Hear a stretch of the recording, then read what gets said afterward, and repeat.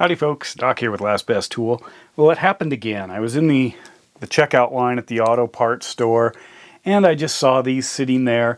These are by Titan. This is the 11400 or 11400, made in India. And it was a pistol grip needle nose just sitting there and, on a card for like 12 bucks.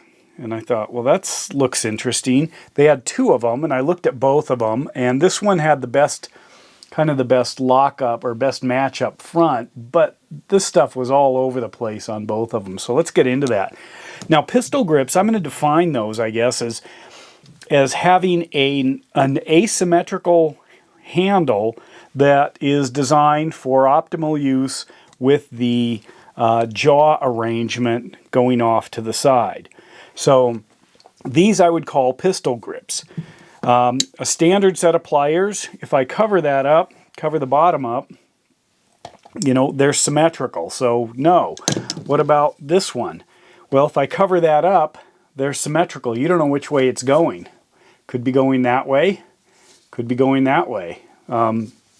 So this one looks like a pistol grip, but and has a lot of pistol grip features, but I'm going to put that in a separate category.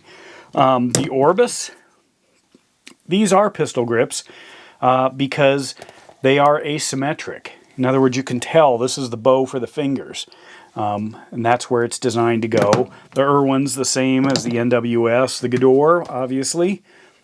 You can see this. Here, let's do this. So, which way is the plier pointing? Obviously, it's symmetrical. There are other tools like these asymmetric pistol grip cutting shears from C-Jet. Great. Lots of asymmetrical pistol grip options there. What about this? Well, I'm not counting this as a pistol grip, even though it's got a symmetric or asymmetrical set of grips on it. It seems to fit in the hand this way, index point, but it also comes straight out, so that's off. Klein, same thing. This one fits beautifully in the hand, but it's basically at the 180. Here's the other Orbis. So it is asymmetrical here and at an angle. If I look at the good, or the expensive, the good snap-on ones, they are wildly asymmetrical, and there is a pretty strong, pistol flare to it. It's, if you look at this, the way this is held in the hand, you can see, if I line those up, that there's quite a bit more angle here, so they've really taken that pistol to the next level.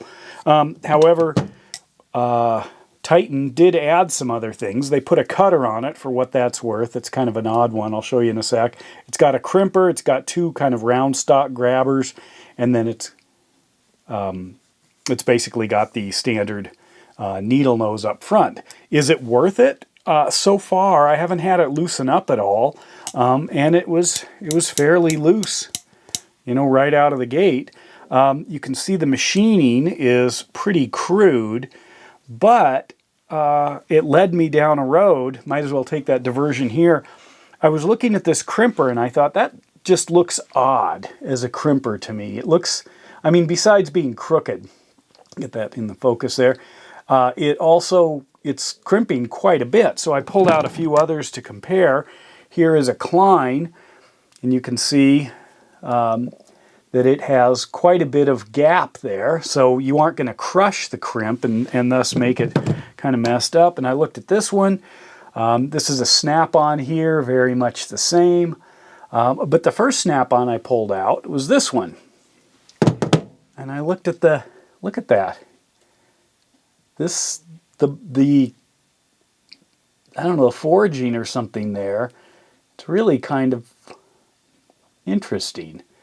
I don't know if the metal, can you see what's going on there? If anybody knows, let me know. I don't know if it'll affect it at all, but I'm wondering if something isn't quite right on that snap-on. If I hold both of them up, I assume you can see what I'm talking about. It has to do with that. I don't know what it is. It's almost like a crystallization difference in the metal. should be beautiful and smooth, but it's obviously all the way through. That's interesting. I haven't put it under a stress test. I don't know if I'd break it, but I do like these, especially because of that ability to grab things right at the tip. This one I liked because the cutter is right at the tip. Sometimes when you've got these internal cut or internal stripping, and they put something else up at the front, but that front end is really, I think, the most prized point on the plier. But anyway, back to pistol grips. So these fit great in the hand, you know, the snap-ons. You could just tell that they're designed kind of to accommodate the flow of the human hand. Now, pistol grips are often designed to give you a better sight line, not just getting into a place, but getting into a place realizing you either have to see what's going on as well, so you don't have your hand in the way, like this. You know, if I'm trying to get this down into a hole or something, you can see my hand may get in the way as I try to operate it, whereas this, I've moved my hand off to the side. And a lot of times in more technical jobs, you may be using two of these at the same time, and you really need to have your hands out of the way. Totally different than trying to get in here like this.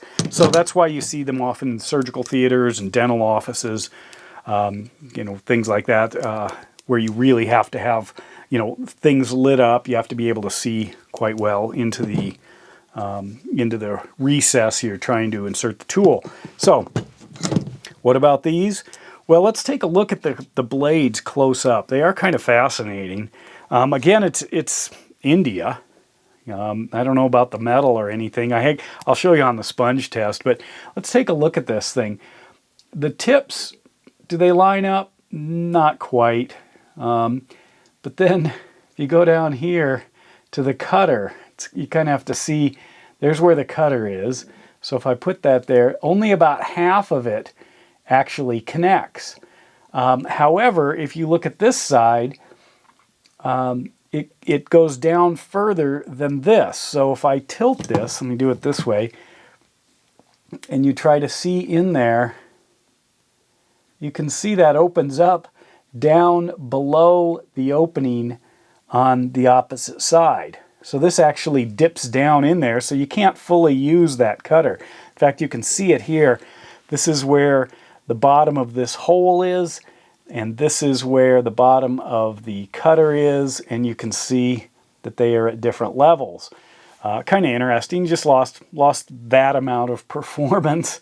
The crimper, again, looks awfully close, so you'd probably have to be a little careful, although it can get pretty spongy, so you know, you may not smash it to the point of no return. And then, of course, the alignment of the bar stock grabbing, and then the misalignment right at the tip. That's usually not a very big deal. If I go ahead and throw on some immovable object into the jaws, you can see how these little spongy here. I'm not getting any real sponge up at the jaw. Not feeling anything if I compare that to the snap-ons. Snap-ons can be spongy way out here, but I'm not getting any deformation up in the jaw. You know, when anything else you use that's really strong, you're not going to obviously get jaw deformation. That's just going to give way right at the bottom.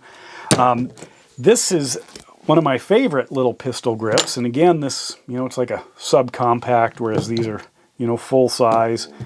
But anyway, and that has the thing I want to bring forth here is the spring loading, that sometimes you don't have the ability to get a finger inside somehow in here. So, you know, that's how we often will operate pliers, like that. But in a pistol grip, you may not be able to because of the angles. So that's where a spring comes in. And that is noticeable here. But of course, it's noticeable with the kind of the orbis as well. But I can get a finger in that one. I guess because it's a little smaller profile. Maybe choke up. Anyway, is it worth it? You know, if you don't have a pair of kind of the pistol grip needle nose, for 12, 13 bucks, whatever they are at your auto parts store, I haven't even checked online. I'll put a link if I can find them. I bet I can somewhere. I think they are, because a lot of times this isn't your go-to. you're going to go to a more standard design, you know, the regular. Well, you're primarily going to be going to your LN46 ACFs. That's what you'll be grabbing because these are just fabulous pliers. But when you need these, you need them. They really do make a difference. And if you don't have them, is this a good starting point? I have nothing bad to say. Obviously, it is a, you know, it's a little crude, but it's 12 bucks. You're not buying them for a cutter. In fact, I don't really care if it has a cutter or not, because I've got, you know, obviously other pliers that I would probably use for cutting. The crimping, this is a long ways down. I usually like, if I'm going to do something with crimping, I like to have it up near the front end. I mean, sometimes just the amount of space, of clearance, you got like 1.5 inches at least of clearance necessary to get this into that crimping spot. And sometimes it's rotating the crimp as well into the proper, you know, position to grab it. And I don't know. So yeah, I guess those are probably easy things to build in, but overall, you're mainly grabbing this for a needle nose with a pistol grip to maintain your sight line or give your, you know, your ability to operate something else in that space. Yeah, totally. And then if you use it a lot or find a limitation, that's when you can move up to, you know, one of the big guns. But anyway, just thought I'd bring that to your attention. That's what I did with my afternoon, was waited in line at the auto parts store and then played around with this and then made a video and thought I'd share my finding. If you've got experience with these things, you know, let me know. But overall, I love pistol grips. And with that, Doc out.